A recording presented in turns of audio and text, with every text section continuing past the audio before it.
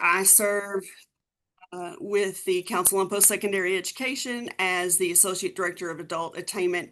So excited to have folks back today, and thank you for joining on this pretty dreary Tuesday. Um, I want to really welcome, we've got several new folks that are joining us today, and because of that, what we'd like to do is we'd like to do just a quick recap of CAN, the purpose of CAN, and the purpose of the action groups. Then we'll spend the majority of our time today in our working group breakout sessions. We'll save some time at the end to have some share outs and next steps for those groups.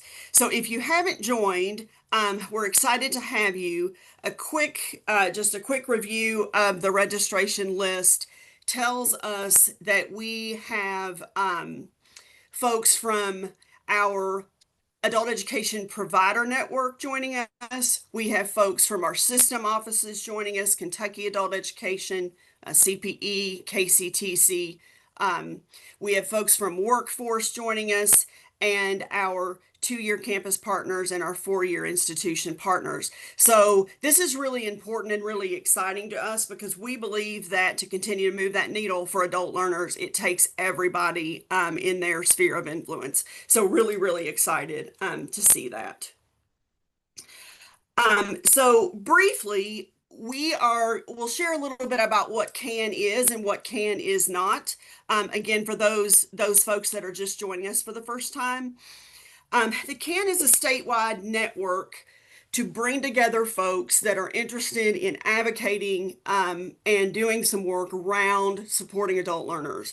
What we want to do is identify barriers facing adult learners. However, oftentimes what I think sometimes happens is we all get together and we sort of admire the problem, and we want to go beyond just admiring the problem. So we want to identify those barriers. We want to develop practical, scalable solutions that scale sideways, if you will, that everybody can be a part of developing.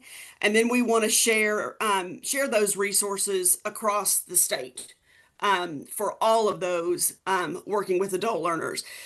We mentioned briefly last time that from fall 24 to fall 25, we've seen about a 9.1% increase in adult learner enrollment. We definitely want to capitalize on that momentum, and we hope CAN can be a mechanism to do that. So as you look across the folks that are here today, definitely ask yourself who's not here that should be, and feel free to invite them. One of the things that I am trying to figure out how to do a better job of is really making sure that we've also got adult learner voice at the table. And I firmly believe that those closest to the challenges are those closest to the solutions. So really want to invite those folks as well. But again, just kind of think about who's not here that should be, because we definitely want to extend an invitation to them. So that's just a little bit about what CAN is. We'll talk briefly about what CAN is not. It's not a webinar series, although once we get kind of rolling in our work groups, there may be specific experts that you want to hear from. It's our job to make sure we connect you with those experts, and we will definitely incorporate that into our 2026 meeting cadence. It's not a lecture-driven program, so we don't want to talk at anybody. It's not a sit and get. We are not going for large numbers of folks. That would be great to have them, and we certainly hope we do, but we're really wanting folks to get into a group that they are extremely passionate about, to move the needle on some resources, again, to support everyone's work across the state. So CAN is definitely not a sit and get. Hannah White has developed CAN. Thank you, Hannah. She's a senior fellow with the Adult Attainment Guiding Strategy. and she is going to talk a little bit about the 4 work groups.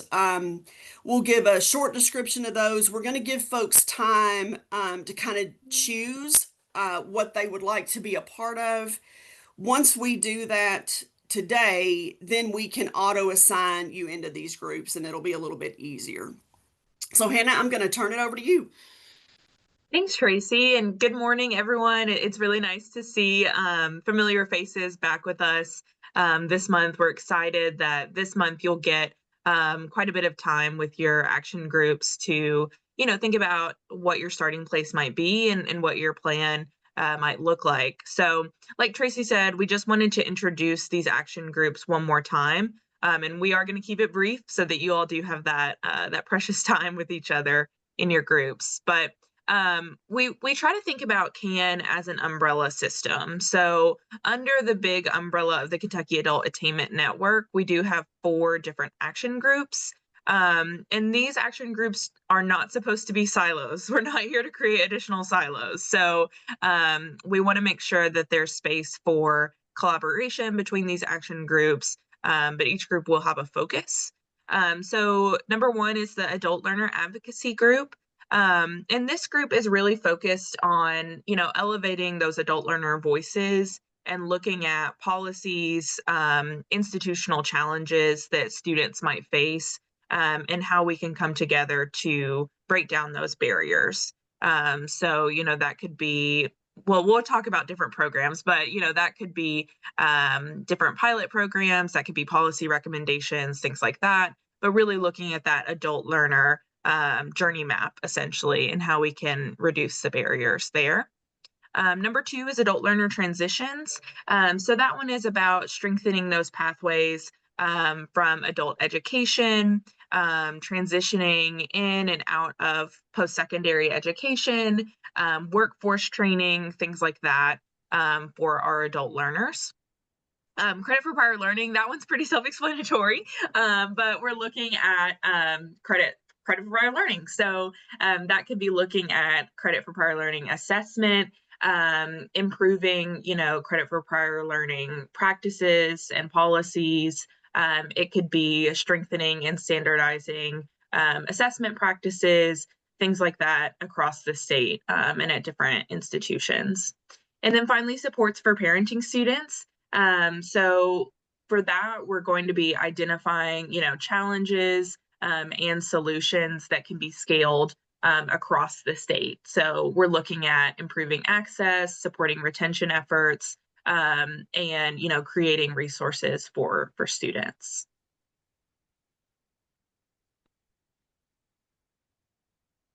So today's action plan, like we said, you're going to be spending most of your time in your groups. So in your groups today, we've given you some tasks that you'll want to try to take a bite of today. So you'll definitely need to assign some roles. So who's going to be your note taker, your timekeeper, making sure that you're staying on task in your roles or in your groups. And then we wanted to continue that discussion from last month about trying to identify opportunities and challenges. And like Tracy said, we're not just simply admiring the problem. We want to brainstorm your potential project. And we'll give you some examples here in a second of what that might look like. But brainstorm essentially what you want to get out of this program and this time together. So you'll want to start thinking about that today. And then we will be putting a shared document out so that you all can start entering your ideas in that. And then our senior fellows with adult attainment will be able to take a look at that and give the groups feedback, suggestions, different avenues to explore. That way you all will have that for our next work group time. And that also gives Tracy and I an idea if we need to, bring in some folks or give you all some resources and things to kind of guide this work together. So we've got some examples for projects here, and you all can take this as big or small as you want. And we also expect this to kind of evolve as you're working. But we've just listed some examples of things that might be floating around, people are thinking about, or we just went to Kale last week, so we got some cool examples from Kale that we might want to scale here in Kentucky. So like a big project, I'm just going to pull out a couple of these, but a crosswalk and catalog of CPL across the state. So just really mapping out what institutions are doing, and how we can work together to standardize that. Same thing with CPL, looking at website language or policy recommendations that are improved and once again standardized across the state. Looking at some certification, so family-friendly campus certification, trying to get a collegiate Purple Star. So these are big projects that might require more people than are in this group right now. So like Tracy said, as you're thinking about these projects, who might you need to invite and whose voices are missing today if you were to do any of these projects? And Hannah, one of the things, yeah, just to reiterate, these are literally just examples. Yes. They are not to be, they are not to be pushing you in one direction or the other by any chance, but we just wanted to give some examples as a starting place. Mhm. And they don't all have to be huge. We've also listed some quote unquote small, but definitely worthwhile and impactful projects. So thinking about parenting student resource maps, something that we can all have when we're working with students or to put out online for parenting students to know what resources are out there. Looking at data collection, how we can better collect data on really adult learners, but parenting students is a good example there. Looking at policy review, so making a checklist of how you might go about even identifying adult learner barriers. So these are just some things to kind of get the gears turning. But yeah, like Tracy said, we don't want you to have to feel like you choose one of these, but just some examples. We are fortunate that we have senior fellows uh, assigned to each of these groups, along with some guiding team members. So each group will have the support of our senior fellows, as well as our guiding team members. Um, if you're having trouble choosing one or the other, like that's totally okay. Just I'm gonna stick around once we open the breakout rooms. I'll stick around in the main room to answer any questions, help support that decision making in any way that I certainly can. And to Hannah's point earlier, there will be times for all of us to collaborate together. We certainly don't want this to further silo, but there's so much different work going on across the adult learner strategy across the state right now. We felt like this would be a good way to just kind of break up those topics. I'm going to pause. These are the four breakout rooms, but before we head there, I want to pause and just give some space for any questions.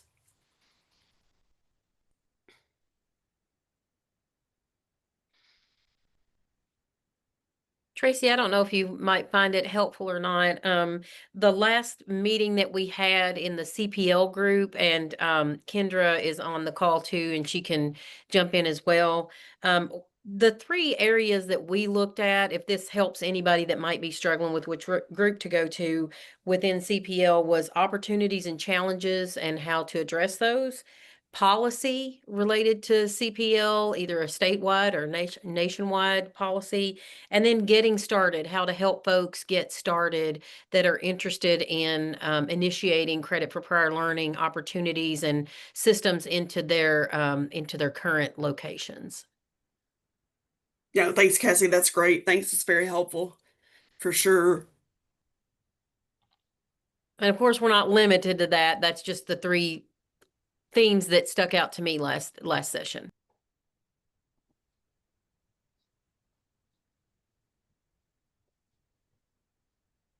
Any other questions or comments? Again, want to give people just a little bit of time if you haven't chosen a group, um, to think through those four main areas.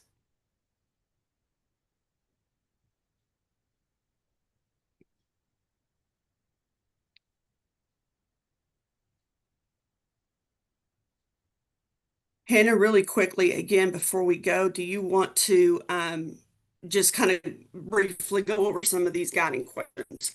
Yeah, absolutely.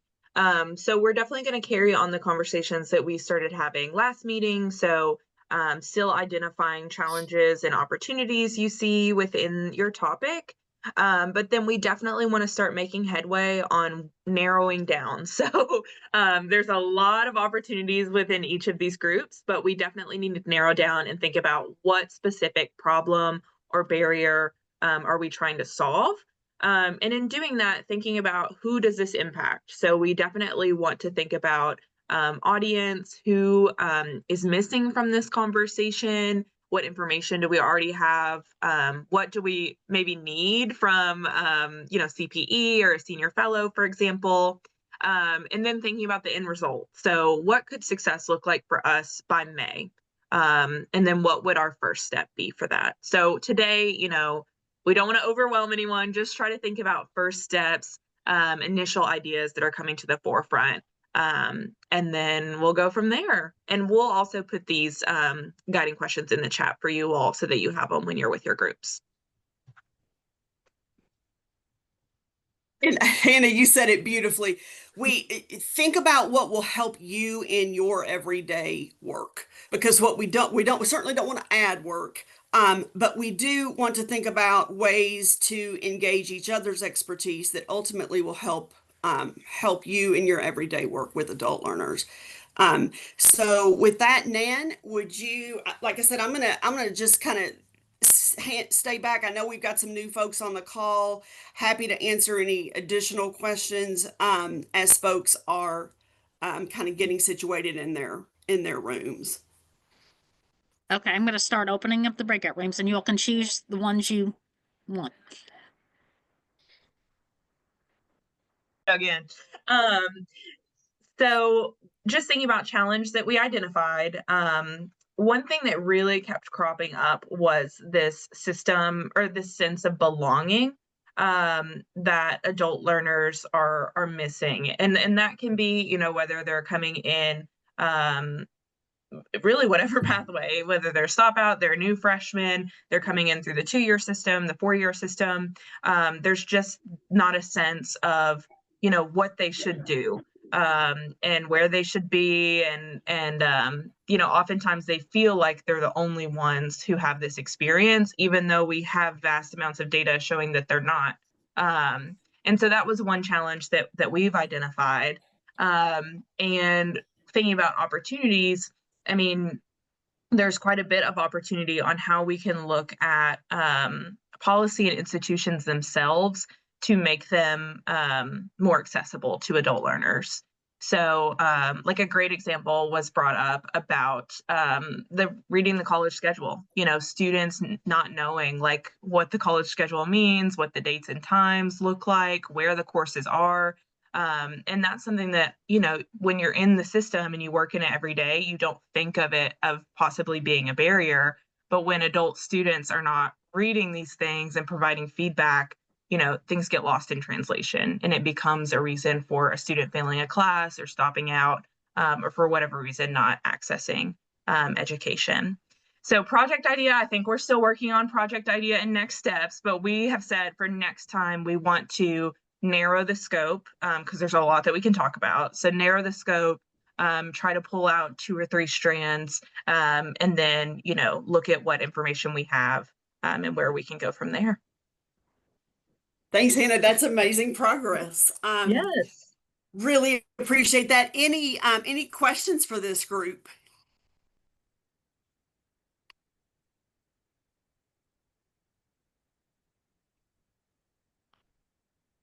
All right. Would another group like to share out? Were you able to identify a challenge, an opportunity, and maybe any next steps for the next meeting? I'm happy to share unless Kendra wants to report out for our group. We had some very good discussions in the CPL group.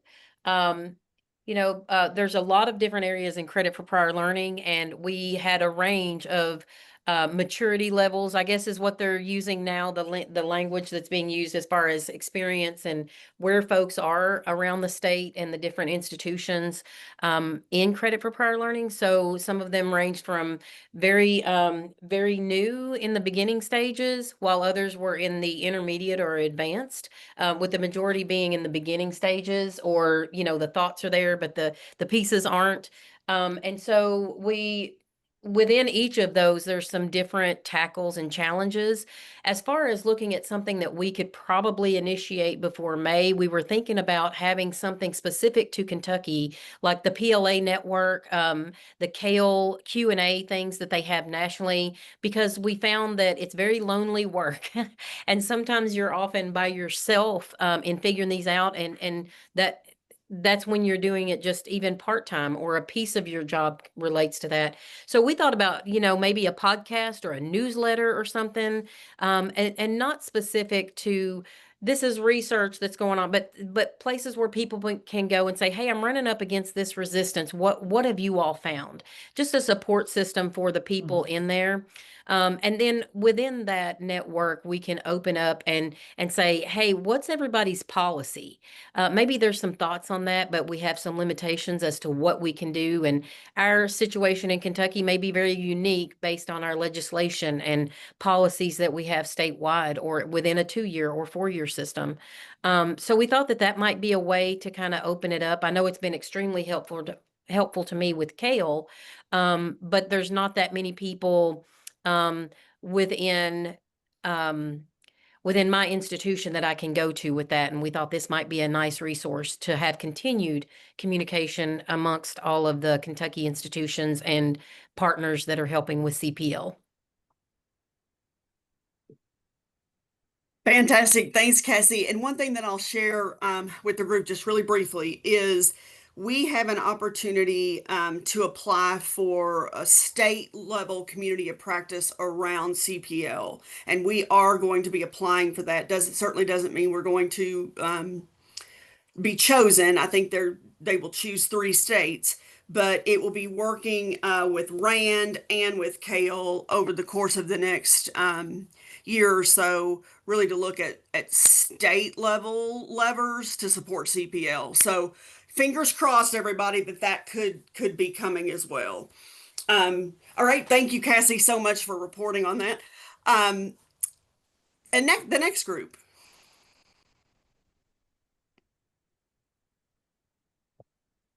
Well, I'm happy to share out for the adult transitions group.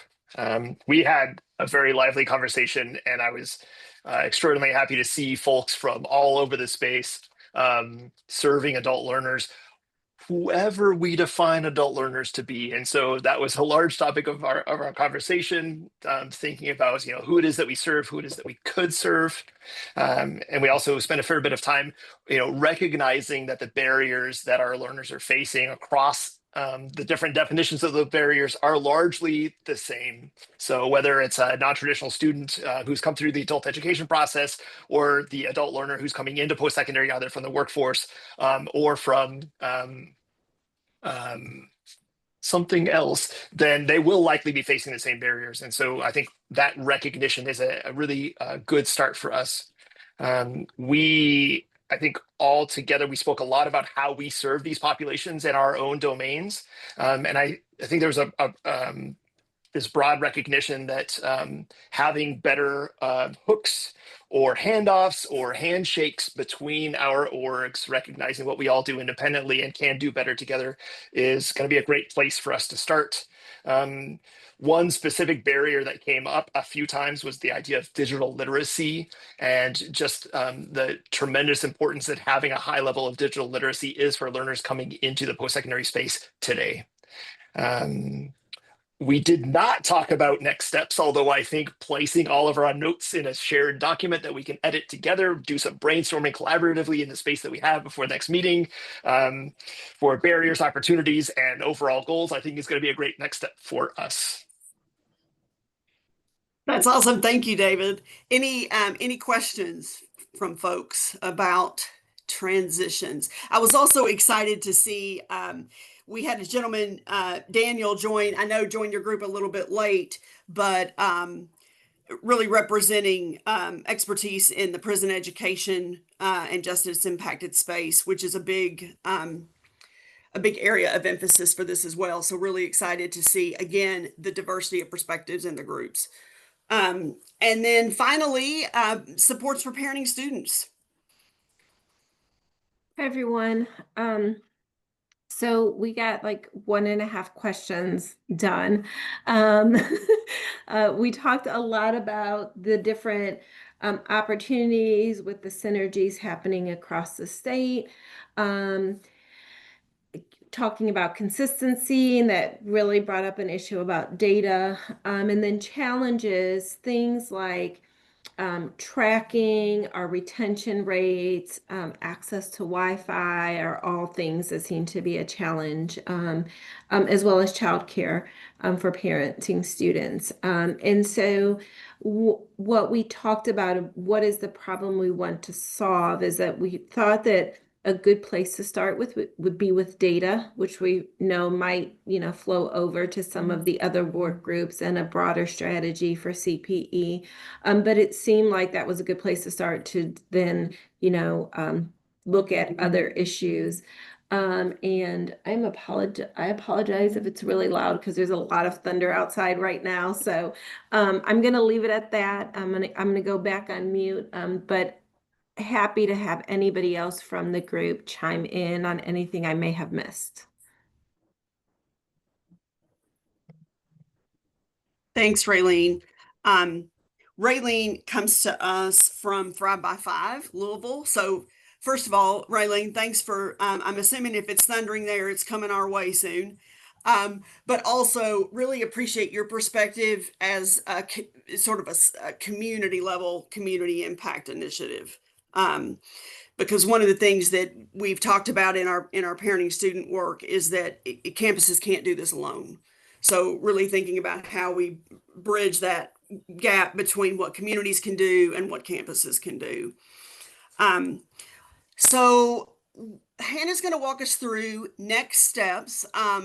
We'll leave a little space for questions, comments, feedback, anything that you'd like to share. And Hannah, I'm going to turn it over to you because we've got one decision to make for December. Yes, so we wanted to go ahead and give you all the dates for our definitive next sessions, which are January 20th and February 17th. And these will be at the same time, same start time. But we did want to pose a question. Tracy and I just went back and forth. We weren't sure what everyone was going to be doing, around mid-December. But we definitely want to make sure we keep the momentum going. So we wanted to see about folks' thoughts of doing a December meeting. It would be around the same time, so around mid-December. But if you all want to, if anyone wants to let us know what you think about that or put that in the chat, we could definitely look at dates if there's a good amount of folks who would be interested in doing a meeting, and it would be similar today. It would be a working time meeting in December. But yeah, just let us know, and if there's a lot of interest, then we can definitely get another December meeting on the calendar. And the only thing that I would add would be we'll start to, we've heard what you've said today on your report outs. We'll start to look at potential subject matter experts that we can bring to those meetings. Again, we want to leave space in all of them for group time, but just some folks that might be able to help unpack some of these issues.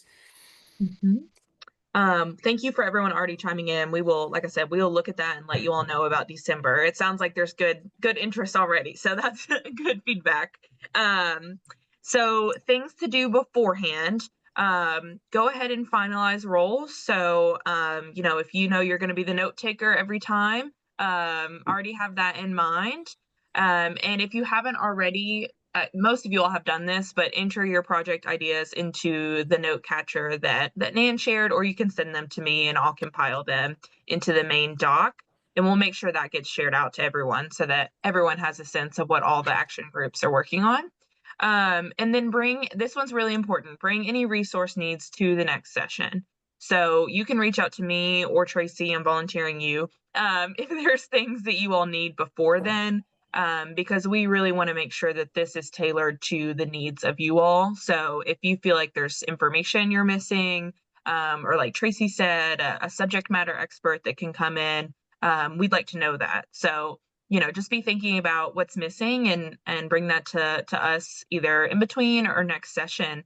And next time we're just going to continue digging into the work. So thinking about what project plans might look like, a timeline, identifying a main focus for our time together. And then last but not least, before we hop off, we always would love your feedback. Nan's going to put a link in the chat. Here's a QR code. It's a really quick, I think, 4-question survey. Again, we'd love to have your feedback to continue to make this time better for you. So thank you, Hannah, and thanks to everyone, and enjoy the rest of this rainy Tuesday.